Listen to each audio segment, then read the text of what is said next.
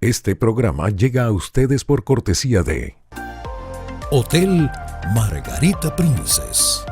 Más cerca de todo, más cerca de ti.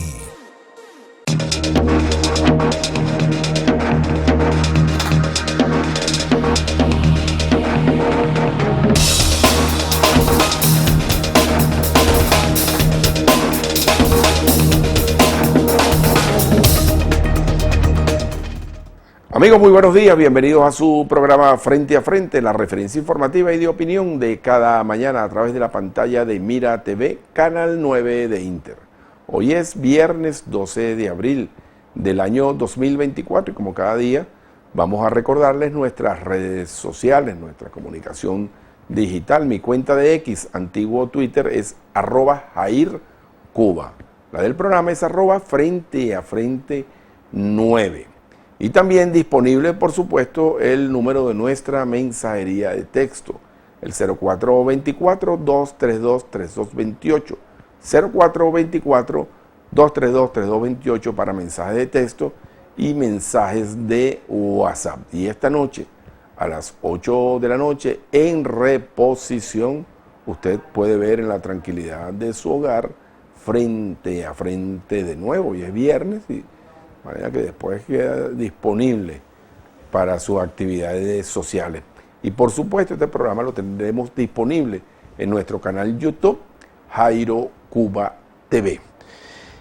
Hoy, mis amigos, hoy es viernes, vamos a estar un poquito más relajados, hay mucha crispación política, está de más decirles, y como en estos momentos, inicio del programa, yo los utilizo para hacer comentarios de opinión.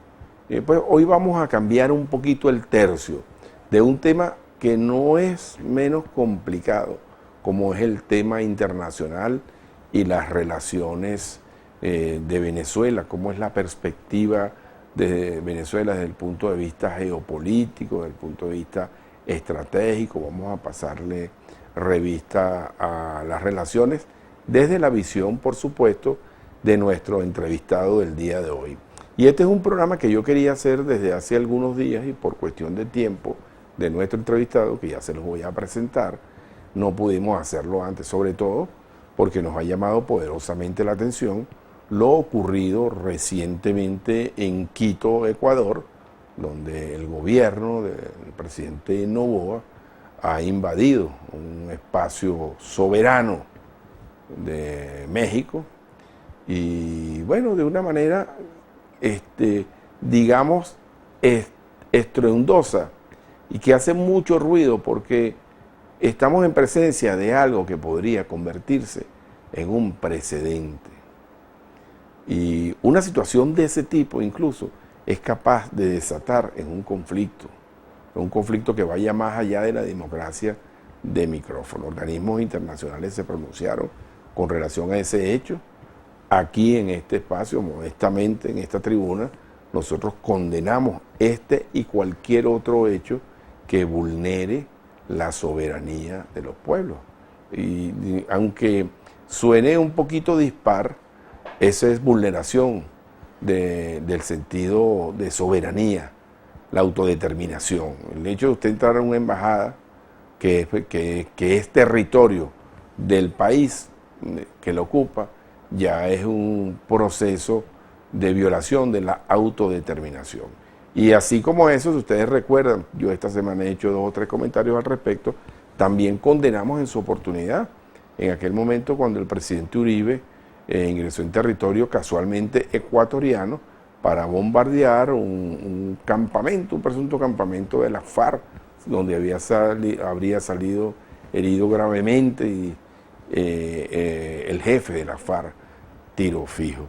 También, y no estaba yo al aire, también cuestioné a través de mi cuenta de Twitter en aquel momento, cuando el gobierno colombiano, también presidido por Álvaro Uribe Vélez, se llevó de Venezuela a Rodrigo Granda, en aquel momento denominado como el canciller de las FARC, indistintamente de cualquier delito. Y en ese momento recuerdo que el presidente Chávez reaccionó muy airado y hizo una protesta que incluso llevó a suspender las relaciones entre Venezuela y Colombia, donde finalmente terminan los pueblos afectados. Después la recompusieron, pero indistintamente de que tengamos nuestro punto de vista con relación al señor Rodrigo Granda, indistintamente de eso, esto es un país soberano.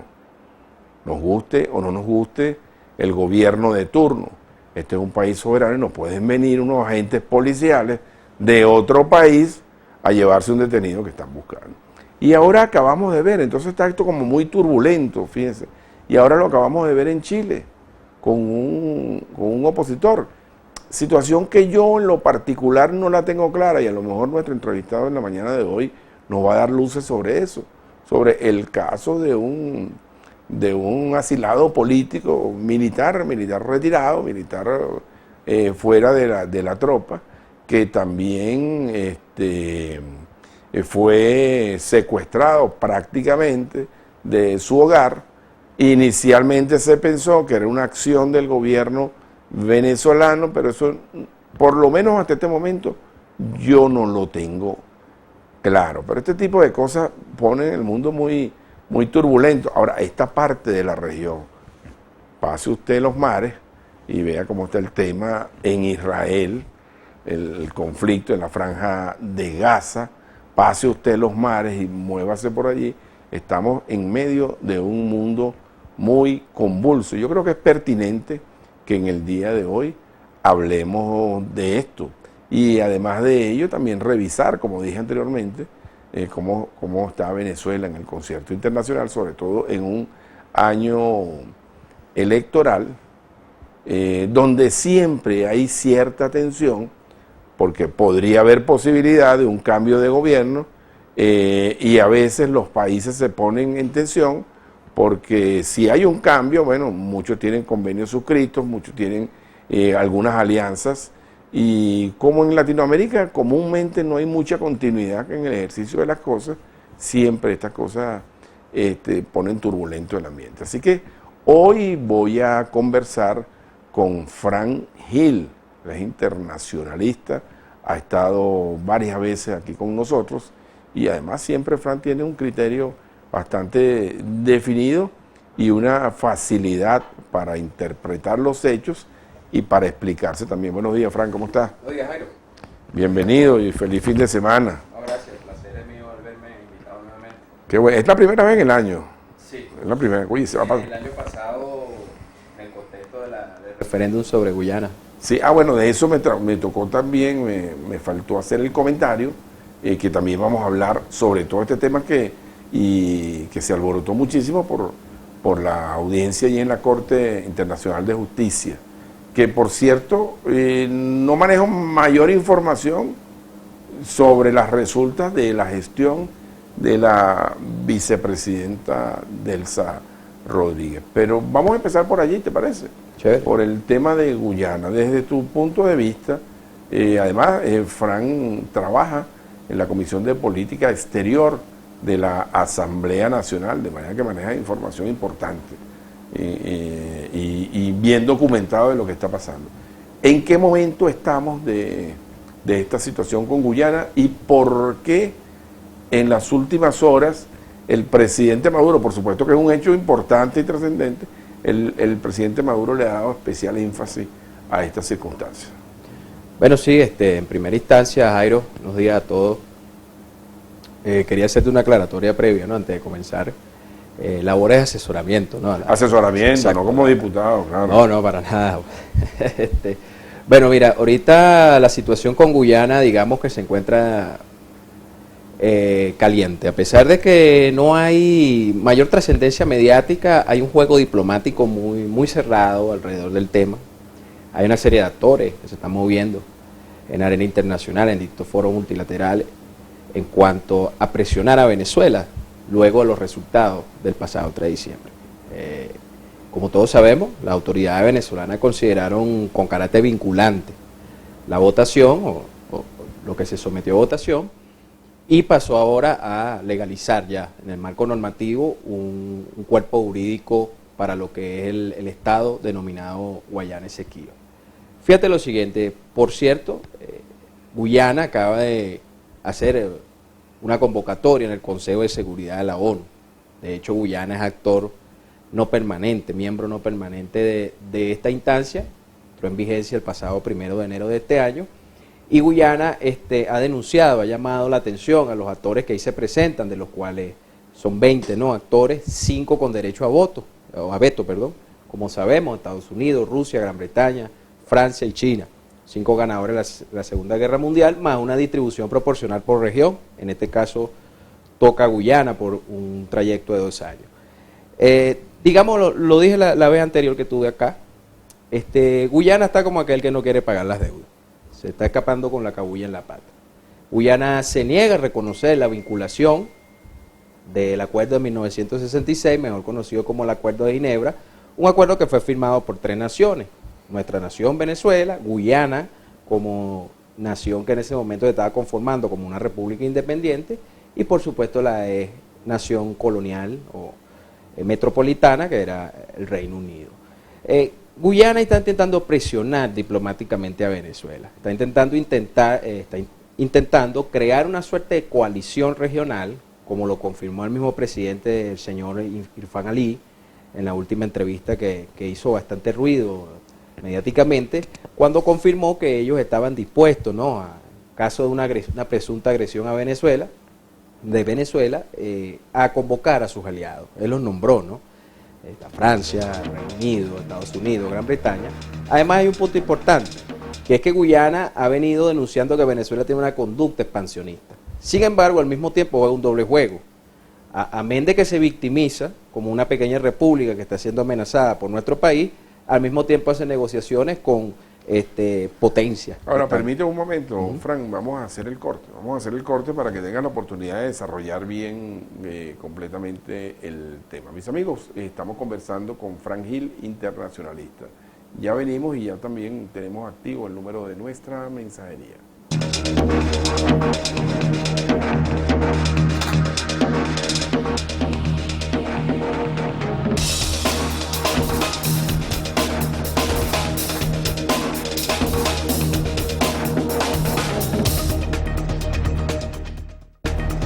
Estamos de regreso, queridos amigos, en su programa Frente a Frente, la referencia informativa y de opinión de cada día a través de la pantalla de Mira TV, canal 9 de Inter. Conversamos con Frank Gil, internacionalista. Estábamos con el tema de Guyana y venías haciendo un recuento cuando nos tocó hacer la pausa, Frank. Sí, bueno, en concreto, para ganarle tiempo al tiempo, es importante aclarar que hay un juego oculto, ya no tan oculto, mejor dicho, de Guyana en intentar presionar a Venezuela en distintas instancias multilaterales. Principalmente en la conformación de una política de coalición para aislar a Venezuela en cuanto a este caso. Primero con sus aliados occidentales, como bien lo nombraba hace rato, el Reino Unido, Francia, los Estados Unidos, Canadá, que realmente Canadá se ha erigido como un ente pernicioso, los Países Bajos, igualmente algunos aliados regionales. Que además eso se conecta con un contexto muy determinado en Venezuela, ¿no? El día de ayer el presidente Maduro hizo un balance de la reunión con el presidente Petro, ¿verdad?, tratando de bajarle un poco la tensión a lo que fueron sus declaraciones, pero principalmente hay que tomar en consideración lo que es un juego solapado que se está dando con respecto a nuestros vecinos, en concreto Brasil. Brasil es uno de los grandes aliados de Guyana. Actualmente Francia ha abierto su primera embajada. Espérate un momentito que me llama, es uno de los grandes aliados de Guyana. Sí, y uno de los grandes aliados de Venezuela también. No, también, nosotros hemos tenido espléndidas relaciones con Brasil desde más o menos el periodo... Bueno, pero después lo desarrollamos, sigue con el tema, pero lo tenemos allí un asterisco. Sí, importante es que Venezuela tiene que estar claro cómo es el juego, eso es lo fundamental en todo este análisis, independientemente de las variantes que podamos hacer sobre el tema. En concreto, entonces, Guyana está intentando ganar padrinos, está intentando ganar aliados en la región. De hecho, actualmente el presidente Ali de Guyana es el presidente pro tempore de CARICOM. Francia acaba de ingresar a CARICOM bajo una figura de sus naciones o territorios de ultramar, llamados eufemísticamente así, como lo son Martinica, Guadalupe y la Guyana francesa. Mediante esa existencia territorial en la región, Francia ingresará a CARICOM, y además ha inaugurado Francia la primera embajada de un país de la Unión Europea en Guyana. Llama poderosamente la atención, Jairo, y a todas las personas que nos ven. Guyana es una nación que tiene 22 embajadas. Sacó 192 votos para ingresar al Consejo de Seguridad de la ONU como miembro no permanente. Entonces llama poderosamente la atención de cómo una nación que tiene una diplomacia tan limitada puede sacar tantos votos. Venezuela tiene alrededor de 120. Eso nos indica que no es Guyana la que está moviendo o está materializando. ¿Hay un tutelaje allí? ¿Cómo no? ¿El Reino Unido? El Reino Unido. De hecho, Guyana lo ha expresado incluso abiertamente. El señor Granger, antecesor de Ali, además, el que inició todo este desbarajuste, en el año 2015, en una denuncia en la ONU ante la Secretaría General de esa instancia, digamos que él durante 30 años fue el mayordomo de la reina Isabel. Eso debería ser llamado a atención, de hecho es teniente del ejército británico. Entonces esas son cosas que debemos tener en cuenta para determinar quiénes son los que están moviendo la política contra la nación. Y es bueno aclarar que esto no es un problema de gobierno, esto no es un problema ideológico, es un problema geopolítico. El Reino Unido ha salido años atrás del paraguas de la Unión Europea mediante el Brexit y es un relanzamiento de la política global de Gran Bretaña, abajo la égida de la corona británica. Recordar también que ellos tienen la Commonwealth, que es su organismo, su paraguas, donde tienen a un gran porcentaje de las naciones que pertenecieron al coloniaje británico y son estos estados pantalla del Caribe. De hecho, es insólito que Venezuela no haya recibido ningún respaldo del Caribe luego de nuestras relaciones bien estrechas con esas naciones. Sin embargo, es importante aclarar que ahí se viene manejando una política falaz contra la nación. Venezuela, en el marco ahora de la presencia de la vicepresidenta Delcy Rodríguez, en el marco de la Corte Internacional de Justicia, en la cual primero hay que aclarar que no es vinculante para Venezuela en la medida que este país no reconozca su vinculación.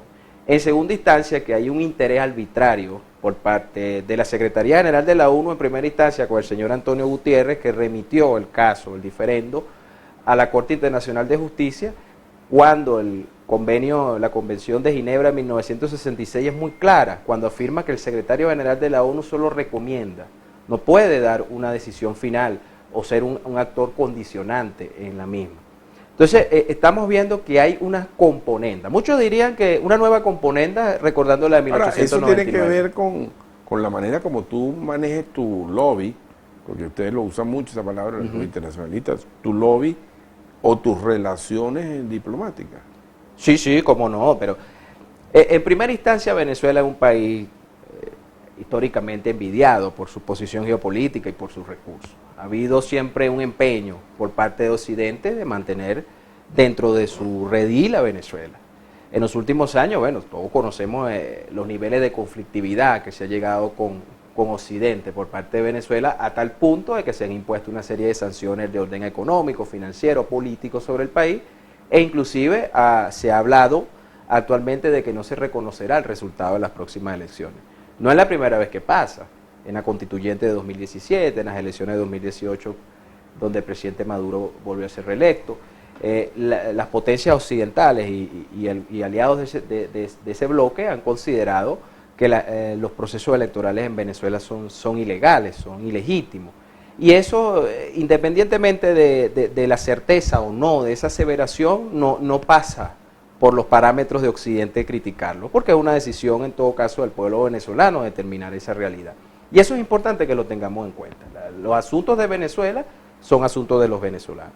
Sin embargo, existe un empeño. Hace 2 o 3 semanas, la ministra de Defensa de los Países Bajos criticó a las decisiones soberanas del gobierno venezolano al caracterizarlas de manera de alianza, de dictadura, cuando Venezuela firma convenios de seguridad y en materia de defensa militar con Irán o Rusia. En todo caso, eso no le compete a esa señora. Venezuela entonces tiene que estar clara de eso, y así lo vimos en la presentación de la vicepresidenta Delcy Rodríguez. Hay elementos importantes. Ahora, Venezuela no reconoce, no voy a decirlo ni siquiera como un comentario polémico ni con ironía, pero de cualquier manera es una situación incómoda. Venezuela no reconoce esa instancia, pero tiene que acudir a la audiencia, ¿no? Exacto. De hecho, digamos que previo a la presencia de la vicepresidenta y de la delegación venezolana, hubo un debate muy fuerte aquí internamente si de Venezuela debería haber asistido. Porque algunos expertos, algunos investigadores, incluso algunos decisores de la política exterior de Venezuela consideraban que la mera presencia de una delegación venezolana, así no se reconozca la vinculación de la CIJ, significaba implícitamente que podíamos reconocer su participación decisiva en el marco del diferendo. Ahora, Guyana ha venido presionando a ese ente. Parece insólito que en una votación que se hizo meses atrás, Venezuela solo sacara un voto de 15, donde Guyana ha presionado a ese ente para de alguna manera de una decisión que legitime un proceso que se dio en 1899. Guyana ha tenido una política muy clara desde hace décadas, que es ganar tiempo. Se ha echado contra las cuerdas, para hablarlo en términos boxísticos, que tú conoces muy bien, se ha echado contra las cuerdas, ha jugado una política incluso de desmemoria en la comunidad internacional, hacer que el diferendo sea cada vez más viejo, en términos temporales, para que no haya, digamos, una identificación por parte del mundo en cuanto a la complejidad de ese conflicto. La mayoría... ¿Y qué ha hecho Venezuela en torno a eso, en el entendido de que entiende lo que está pasando? Indiscutiblemente Venezuela ha cometido muchos errores por décadas, pero eso pasa sencillamente porque no hemos comprendido cuál es el fondo de la política. Y eso lo podemos desarrollar un poco después. Fíjate, nosotros siempre, al estar en el redil de Occidente, al estar en el redil anglosajón, fuimos aceptando las prerrogativas de Guyana por décadas, en especial el protocolo de Puerto España de 1972. Protocolo de Puerto España que congeló el conflicto durante 15 años, hasta los años 80, ante remitirnos lo que se conoce como el buen oficiante, que todos fueron caribeños, incluso hasta murieron en el cargo algunos. Realmente no mostró una solución al problema, porque cometimos un error enorme al aceptar buenos oficiantes caribeños. Entendimos que los caribeños, por nuestra asociación regional y nuestros lazos comerciales, e incluso históricos, podrían servir para solucionar. No, la Trinidad y Tobago, Grenada, Jamaica, y yo lo llamo la choricera del Caribe, responden a los intereses de Londres. Londres ha tenido el empeño durante 500 años, ¿verdad?, de apoderarse de Guyana. En 1842, el embajador del Reino Unido en Venezuela era el señor Daniel Florencio Oliari. Daniel Florencio Oliari incluso estipuló el cambio de territorio de Guyana, ¿verdad?, por reconocimiento político. Incluso, si vamos un poco más allá, el objetivo de Inglaterra no solo era quitarnos la Guyana Esequiba, sino era quitarnos los llanos, porque de ahí salía toda la exportación de cuero hacia el Caribe. Es decir, nuestra zona llanera, famosa por su grande cantidad de cabezas de ganado, surtían de cuero tanto a Europa como al Caribe, y la intención era rebanarnos hasta Apure. Sin embargo, en el acuerdo de 1899, mejor dicho, en el laudo arbitral de 1899, el acuerdo entre los presuntos abogados nuestros, estadounidenses, con los abogados británicos y el juez Federico Martin, que fue el juez principal, que no hizo ese papel, llegaron al acuerdo salomónico de nada más la Guyana Esequiba. Entonces nos estamos encontrando que la política de los señores anglosajones es una política de rebanar a Venezuela, o en todo caso tutelarla. Es una obsesión que tiene más o menos 500 años. Diego de Berrío, ante las incursiones de Seawater Raleigh, que después era un pirata y después fue limpiado con el título noble de Sir. Entonces nos encontramos que no es un problema ideológico, es un problema geopolítico, que Venezuela tiene que estar muy clara de esa situación. Si no estamos claros de esa situación, es decir, que los británicos, ni siquiera Estados Unidos, los británicos son el enemigo histórico de este país, entonces vamos a seguir, ¿verdad?, complicándonos en el momento de la reclamación guyanesa. ¿Y la definición de todo esto va a tardar, o tú crees que se pueda definir antes en la Corte Internacional de Justicia? Ahora, mira, obviamente Venezuela no la reconoce, sino reconoce el pacto. Exacto, le trancó el juego, pero digamos, jurídicamente Venezuela ha trancado el juego, ha dado unos argumentos que son realmente intachables, como bien lo demostró la vicepresidenta, son argumentos históricos, reconocidos por Guyana, por cierto, y reconocidos por Daniel Florencio Oliari en 1842. Que era el embajador. Con la línea Schomburg, la famosa línea Schomburg. Entonces, si vamos al caso, el problema no es jurídico, a final del día, el problema es de facto, lo que está sucediendo en el territorio. Ejemplo, Venezuela sancionó al gobierno argentino luego de la confiscación y pase del avión de Entrasur al gobierno de Estados Unidos para ser demolido. Venezuela aplicó una sanción de prohibir vuelos argentinos por territorio de nuestro país. Inmediatamente el gobierno guyanés autorizó pasar por el Esequibo aviones argentinos. Eso es una afrenta, eso es una agresión. Sí, bueno, una provocación. Pero significa que entonces Guyana está ejerciendo plena soberanía. Y la soberanía no solo se ejerce de jure, sino de facto.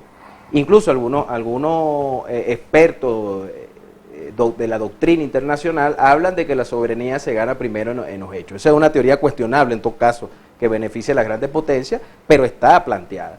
Entonces nos estamos encontrando que también Guyana explota los recursos que están allí, otorga concesiones, el señor Irfan Ali se pasea por allí y además está invitando a todo el mundo. Vemos inversiones de Arabia Saudita, de Qatar y de países tan lejanos como Nigeria y Ghana. ¿Y cómo se contrapone eso? Porque tengo que hacer la pauta de nuevo. Chévere. Amigos, una breve pausa y continuaremos conversando con Frank Gil, internacionalista. Como ustedes ven, este es un tema interesante, profundo y además que atañe a todo el país. Vamos a tratar de redondearlo por lo menos en este segmento próximo para hablar de otros temas también de interés desde el punto de vista internacional y las relaciones de Venezuela. Una breve pausa y ya estamos de nuevo juntos. Esa vaina,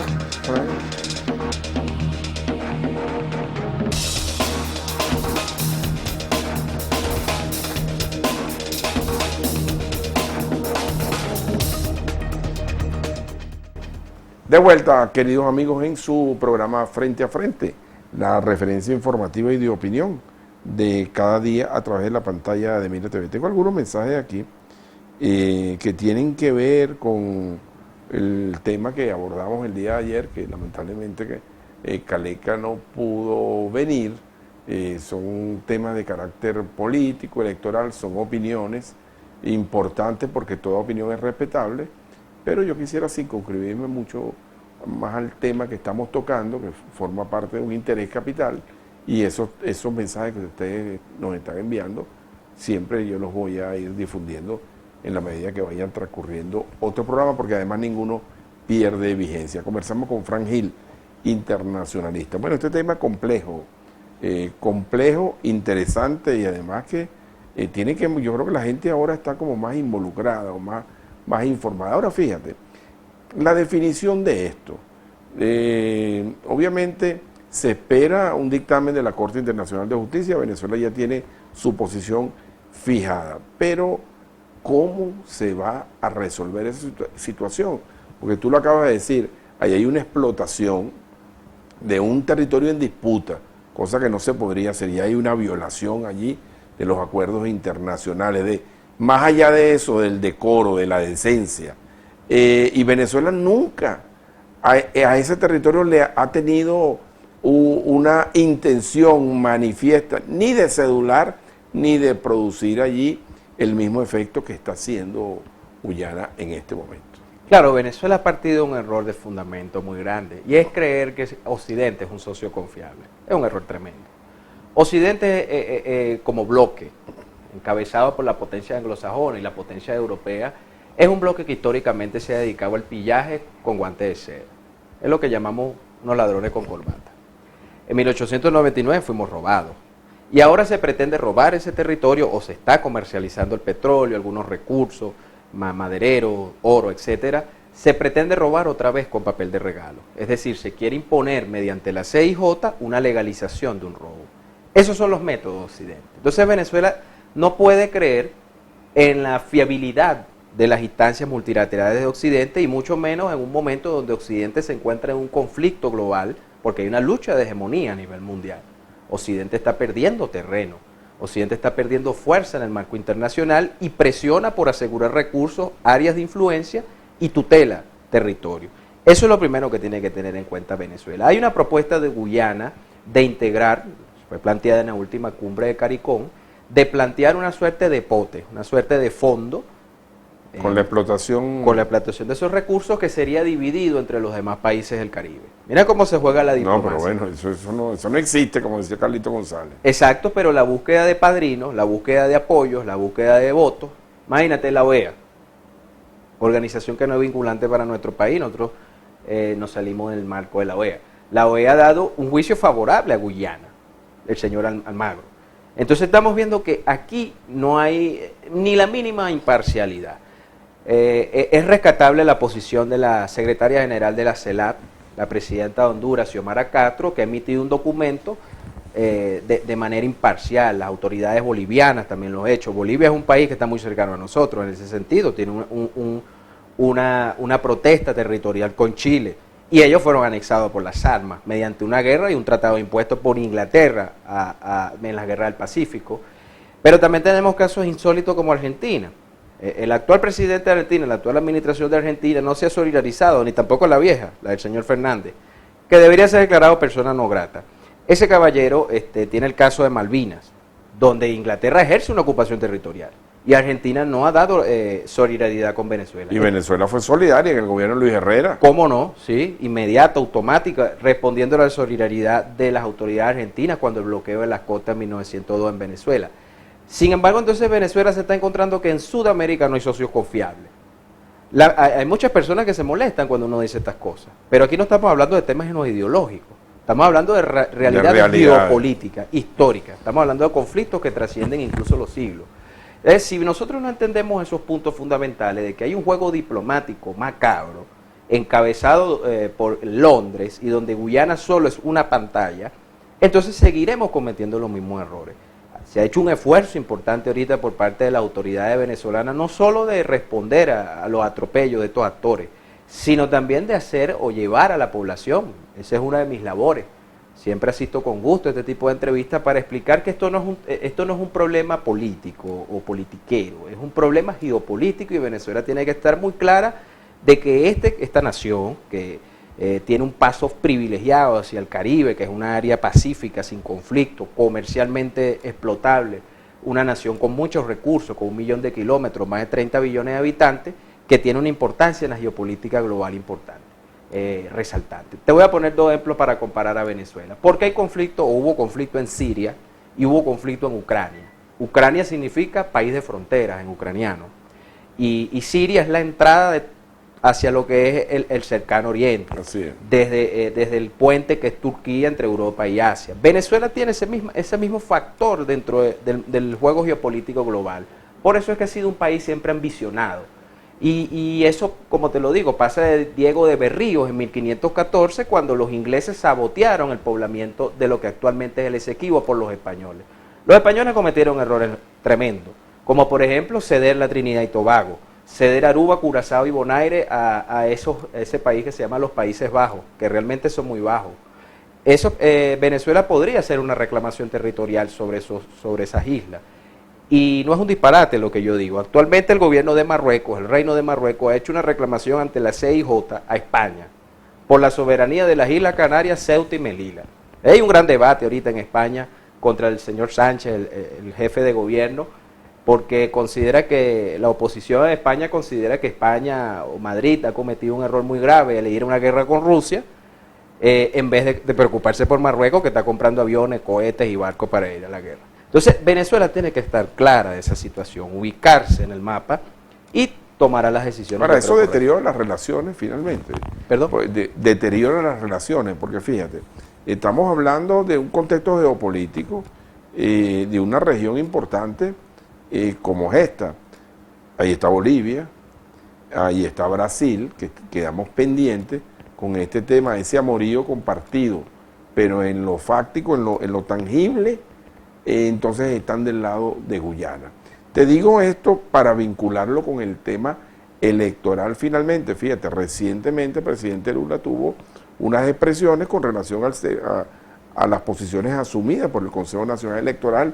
Lo hizo también el presidente Petro y Felipe Mujica, que se ha convertido en una especie de opinador en el marco del debate. Este tipo de cosas y esa manifestación de relaciones que no tienen una absoluta solidaridad con Venezuela son vinculantes de cara a estos procesos, al proceso electoral venezolano que está en camino. No sé si me expliqué bien y lo expuse de la manera como lo quiero que lo interprete. Venezuela no está pidiendo solidaridad, es automática ni absoluta. todos los estados tienen sus intereses y tienen sus agendas geopolíticas. Decía el poeta André Eloy Blanco que si a Brasil no se le hubiese puesto un coto, la capital de Brasil fuera Ciudad de México. Si nosotros observamos el Tratado de Tordesillas, 1494, que divide América entre Portugal y España, Brasil es mucho más chiquito de lo que actualmente es. Pero Brasil, dependiendo de la Casa de Braganza en Portugal, España y Portugal fue dividida por Londres en 1648, convertido en dos estados separados. Y a partir del comercio de esclavos, ganado en la paz de Utrecht de 1714, el derecho de asiento, Inglaterra se posesiona del Brasil, porque llevaba el gran porcentaje de los esclavos llegaban a Brasil. Entonces estamos hablando que Brasil todavía tiene esa tradición de influencia anglosajona. Entonces Venezuela debe tener eso en cuenta. España ha configurado Brasil. Todo el norte, el Roraima brasileño, pertenecía a la antigua Capitanía General de Venezuela.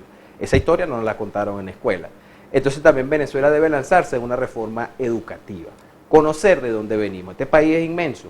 Entonces en estos procesos internos que se están dando en Venezuela, procesos electorales que pueden ser cuestionados dependiendo de la óptica de que se observe. Y eso es verídico, sobre todo en una democracia, se puede expresar. Pero en todo caso, lo más importante que tiene que tener en cuenta Venezuela es que no podemos permitir que otra instancia o otros dirigentes, en este caso el presidente Lula, pueda emitir opiniones sobre ello. Él puede tener su opinión, pero una cosa es la opinión oficial del Estado brasileño. Igual la suscribió el señor Petro y automáticamente hubo una reunión con el presidente Maduro. Lo más bueno es que esas consultas se hagan en privado, que no se hagan público. Digamos que las elecciones del 28 de julio, que han generado una enorme polémica en el marco internacional, son precedidas por los acuerdos de Barbados. Los dos sectores, el sector opositor, en especial la señora María Corina Machado, y también las autoridades venezolanas han considerado que ambas partes han roto esos acuerdos. Y bueno, se han empeñado en tratar de demostrar esa situación.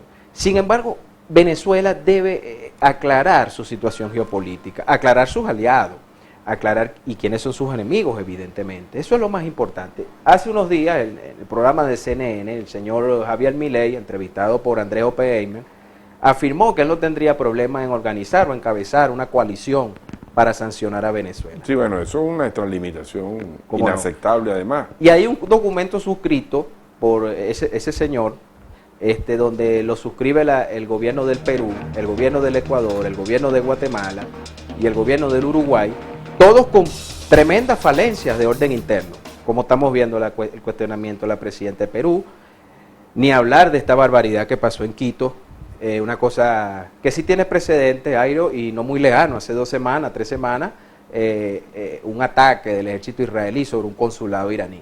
Incluso ellos están en estado de guerra, tú lo has dicho. Y eso tiene su contexto especial, no quiero minimizarlo, ni reducirlo. Pero, de hecho, la materia consular y diplomática nace precisamente del hecho de la guerra. Así es. En las guerras internas de la Italia antigua, que eran muchísimas, se llevaba un hombre para buscar la paz y se le daba un diploma que decía, este es mi acreditado para conversar. De ahí viene el diplomático, de ahí viene la diplomacia. Entonces, que se ataque o se agreda una instalación diplomática es una cosa casi de bárbaro, porque ni siquiera pasaba en las guerras de los bárbaros.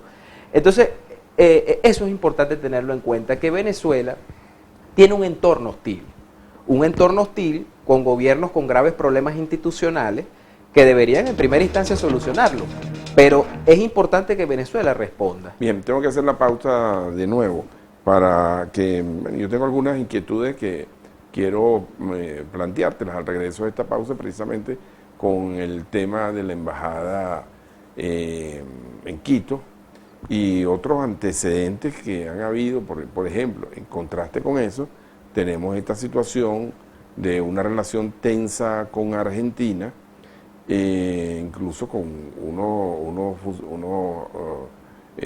políticos que están allí en la embajada argentina, y también hay antecedentes de que se le cortó la luz a la gente que está allí. Entonces yo creo que también es un hecho grave. Yo quisiera que lo analizáramos al regresar. Mis amigos, una pausa y ya estamos de nuevo juntos, en Frente a Frente, conversando en la mañana de hoy con el internacionalista Frank Gil. Ya venimos.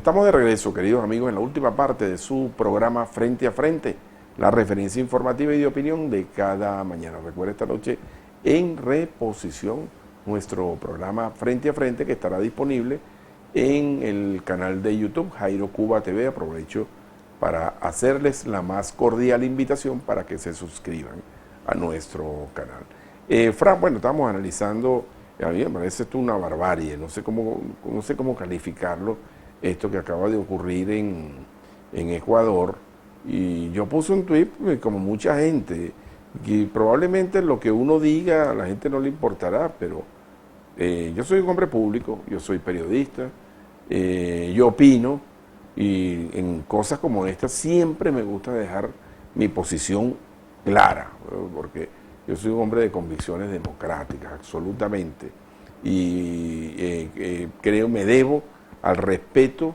al Estado de Derecho, y condené esto de manera enérgica. Y bueno, una persona me respondió que ese era un delincuente que estaba ahí adentro y que había que sacarlo a la fuerza. Creo que hay otras instancias para atacar esa situación. Creo que hay otras instancias de orden jurídico, pero de la manera como se violó un espacio soberano es condenable, ¿no? Sí, cómo no.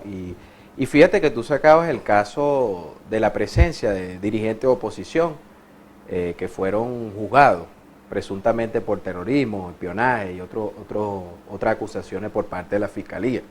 Ellos fueron y se refugiaron en la Embajada de Argentina, pidieron en la misma figura que el señor Jorge Glass, que estaba en la Embajada de México en Quito. Y si vamos al caso, y fue aceptada, por cierto, por el gobierno de Argentina, el gobierno de Argentina le accedió al asilo diplomático, pero... Y creo que va a haber un salvoconducto, no lo tengo confirmado oficialmente, pero es la información que ojalá, estoy manejando. Eso es una figura humanitaria, en todo caso. Yo no voy a entrar en el debate si son culpables o no. Eso quedará a las instancias competentes. No nos toca en este programa eso. En efecto. Entonces, pero lo que sí es insólito es que el señor Milei incluso nos iba a mandar 5 miembros de la gendarmería y se molestó y tachó a Venezuela de dictadura porque las autoridades venezolanas negaron la presencia de esos señores aquí. Pero eso es una insolencia total. Ahora, aquí hay un problema, aquí hay un trasfondo. El señor Milei tiene un compromiso con Occidente, lo ha dicho abiertamente, y que él no llegará a acuerdos con países comunistas, fascistas, como él los califica de distintas maneras. Entonces, eso es el reflejo en nuestra región de la crisis de gobernabilidad, de gobernanza, como la llaman ahora, en el lenguaje liberal, de gobernanza que tiene Occidente. Occidente y sus entidades multilaterales están en una severa crisis. El estallido del conflicto entre Israel y el movimiento palestino, que está llevando esta matachina tremenda que se está dando allá, está, digamos, viendo hacer de todo el mundo. Bueno, pero ¿por qué no se aplica ese mismo estándar que se aplicó, por ejemplo, con el presidente Putin al mandarle una orden de captura por presuntamente crímenes de guerra en el marco de Ucrania? ¿Por qué no se aplica ese mismo parámetro con el señor Netanyahu? Y así sucesivamente en otros casos que están pasando a nivel mundial. Y eso, el sur global, que es el 70% de la población mundial, está cuestionando la dominación de Occidente. Entonces Occidente pareciera que está como el rey Molo, o sea, como el dios Molo de la mitología fenicia, que se comía a sus propios hijos. O sea, Occidente, para sostener su hegemonía, para mantener el control que ha tenido en los últimos 200 años, en realidad, desde la caída de China en la guerra del opio, desde que ha tenido el control del mundo en el marco del desarrollo de las relaciones internacionales, está dispuesto a quemar todo lo que ha creado, como lo hizo el dios Molo. Entonces, eso es importante tenerlo en cuenta. Ese es el trasfondo de toda esta crisis que está viviendo Occidente. La decisión de Ecuador es insólita. O sea, yo a veces como digamos así, estudiante, yo me considero un estudiante de la materia, como estudiante de las relaciones internacionales, todavía no me puedo explicar cuáles son los escenarios que tomaron los decisores de Ecuador, para tomar esta decisión. Pero es algo insólito. Esa es una experiencia, porque el presidente no viene del estamento político, es un hijo de un empresario. Sí, es que... Pero la gente se asesora también. No, cómo no, y que porque tú tengas poca experiencia en la política no significa que vas a violentar las llegar reglas. exactamente, porque el señor Milei, si vamos al caso, también es un hombre inexperto, salió a la palestra política hace solo 3 o 4 años. Inclusive te puedo decir que hasta el mismo presidente Maduro era un hombre de poca experiencia política dirigencial al momento de abordar la Cancillería, por ejemplo. Entonces, no podemos decir que es un problema de inexperiencia o experiencia. Yo creo que, en definitiva, hay un atolondramiento por parte de Occidente, hay un desespero. Ahora, Fran, el tema de la Embajada de Argentina, ¿qué opinión te merece eso, cortarle la luz a la Embajada? ¿Es una decisión aislada? ¿O una decisión de la Cancillería? ¿Un funcionario, un alto funcionario? Bueno, hace unos años yo recuerdo que no había luz en la Embajada de Francia. De hecho, creo que fue en el contexto de la pandemia y en la Embajada de Francia pasó un documento a la Cancillería. De hecho, lo agarraron a burla porque Francia en ese momento reconocía el gobierno interino del señor Guaidó. Entonces, habría que ver qué manejo en la situación actual que vive el país, con las carencias que tenemos con los servicios públicos, si hay un manejo propagandístico o el intento de funcionalmente, de manera de propaganda, utilizar eso. Yo de verdad no te puedo dar certeza sobre eso. Ayer casualmente fue 11 de abril, yo no tenía... Y disculpa, y mucho menos las acusaciones de parte del gobierno argentino. O sea, su palabra es de muy poca credibilidad, con todo el respeto que merece ese gobierno.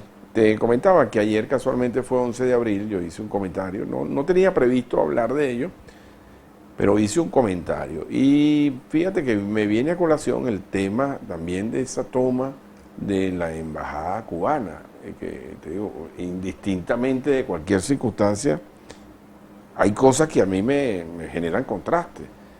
Y yo se lo decía a mi esposa en ese momento, me decía, pero esto yo no logro entender esto, como este tema de la embajada cubana por estos días, por 13 de abril, por allí, de un grupo opositor allí pretendiendo entrar a la fuerza a la casa del embajador ahí en Chuao, ¿no? Son cosas que hay que repudiar, pero también, Fran, a mí me llamó y te sugiero o te pido que me lo aclares, el hecho de los policías metropolitanos que solicitaron asilo, creo que fue en Honduras, El Salvador, y al final de cuentas los entregaron. Ese tipo de cosas también tiene un antecedente que tenemos que condenar, ¿no? Y después, bueno, todavía hay policías de esos presos. ¿Usted acuerda de ese caso? Claro, lo que pasa muy es joven? que, no, estaba muy joven, pero bueno, uno por la investigación y la carrera estaba obligado a al menos manejar en general esos casos. Pero fíjate, los estados no están obligados a dar asilo diplomático o político, mejor dicho. Pero el conducto humanitario... No, está bien, por supuesto, eso existe y de hecho está garantizado en las constituciones de los distintos países, pero no es una decisión obligatoria de un Estado. Porque te voy a decir por qué. Porque un Estado puede ganarse una pelea con otro por eso. Y los Estados balancean las relaciones. Por lo general las personas que solicitan... Pero es condenable el hecho. Sí, cómo no, dependiendo, por supuesto, es condenable o no, pero no de un punto de vista político, porque el Estado no está obligado a aceptarlo. O sea, de hecho, cuando se piden los asilos diplomáticos, ¿verdad? Ya por lo general hay un acuerdo previo. O sea, un Estado susceptible de aceptar el asilo político. Sería insólito que estos señores que están en la Embajada de Argentina fueran a pedir asilo diplomático o político en la Embajada de Cuba, ¿no? Que es un aliado tradicional de Venezuela, o en la embajada de Rusia. Ese no es el lugar. Exacto. Entonces ya sabemos que hay un antecedente. En todo caso, los estados no están obligados, porque la figura humanitaria se basa en el concepto de el accionar político. Los que entran ahí son por crímenes políticos. Mejor dicho, crímenes no, delitos políticos. Crímenes y delitos no es lo mismo. Sí. Por delitos de orden político. Si un estado considera que la persona que solicitó el asilo realmente no calza la figura del asilado político, el Estado puede, evidentemente es polémico, porque no es fácil meterle la mano a esa hornilla, pero lo que quiero decir es que el Estado no necesariamente está obligado. Pero fíjate, Frank. Y mira, te digo, el gobierno de los Estados Unidos, por ejemplo, actualmente le ha negado asilo diplomático un montón de venezolanos, asilo político, que han arguido que son perseguidos por el gobierno venezolano. Incluso el gobierno de Chile, por ejemplo, acaba de suscribir en enero un acuerdo con Venezuela en el marco de seguridad. El gobierno de Chile ha hecho más restrictivas las posibilidades de pedir el asilo político en el bueno, porque también Chile. se ha degenerado eso. Como no, pero por eso te digo, es parte de la correspondencia del Estado de ejercer su soberanía. Conozco, mira, y lo digo con toda responsabilidad, yo conozco muchos asilados políticos que no sé por qué es asilado, en Estados Unidos sobre todo. Pero bueno, hay muchas razones también, te sientes acosado, en fin, fíjate, buscando información, yo consigo por aquí un hecho que ocurrió el 25 de octubre del 2020, cuando llegó un contingente de inteligencia del SEBIN a la embajada de España. También hubo un hostigamiento allí fuerte. A veces los gobiernos pierden el control. Sí, cómo no. Habría que detallar el caso, ¿verdad?, en todas sus variantes, pero es un problema complejo para los estados, sobre todo cuando se recibe en situaciones políticas muy crispadas. Ahora fíjate, este caso de Ecuador, y ya con esto tengo que despedir. El caso de Ecuador es que casualmente Jorge Glass no es precisamente un aliado del gobierno mexicano, no es específicamente un aliado del gobierno mexicano. Y el gobierno mexicano creo que ha reaccionado como tiene que reaccionar. Ahora, ¿qué consecuencias finalmente puede traer esto? Bueno, en la antigüedad eso era un casus belli, era una declaración de guerra automática.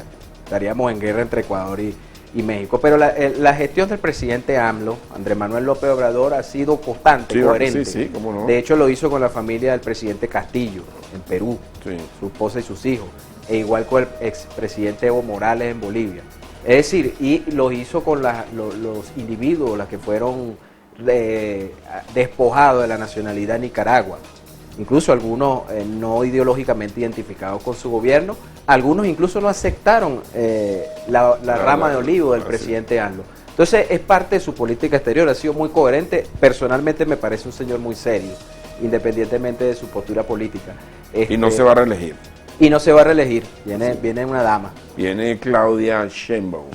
Sí. Tuve la oportunidad de conocerla personalmente, estrechar su mano. Me pareció una persona bien interesante. Sí, Claro, era jefe del gobierno de México. Bueno, gracias, Frank. Gracias a ti por la invitación. Hermano, excelente. Te voy a renovar la invitación en muy poco tiempo, porque este es un tema que yo creo que los venezolanos deben estar suficientemente documentados. Mis amigos, esta noche a las 8 en reposición de nuevo Frente a Frente. Que tengan todos un maravilloso fin de semana y el lunes bien temprano los espero aquí para tener nuevamente un Frente a Frente. Este programa llegó a ustedes por cortesía de Hotel Margarita Princess. Más cerca de todo, más cerca de ti.